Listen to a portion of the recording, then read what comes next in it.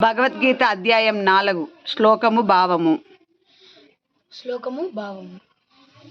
తద్విద్ధి ప్రణిపాతేన పరిప్రశ్నేన సేవయా ఉపదేక్ష్యంతి తే జ్ఞానం జ్ఞానినా సత్వదర్శినః.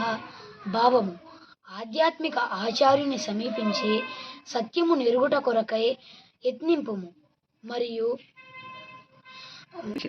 వినయపూర్వకముగా ప్రశ్నించి అతనికి సేవ చేయుము. ఆత్మదర్శులు తత్వమును దర్శించిన వారగుటచే నీకు జ్ఞానమును ఉపదేశింతురు.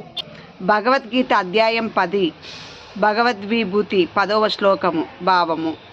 తేషాం సతతయుక్తానాం భజతాం ప్రీతిపూర్వకం దదామి బుద్ధియోగం తం ఏన మాముపయాంతి తే.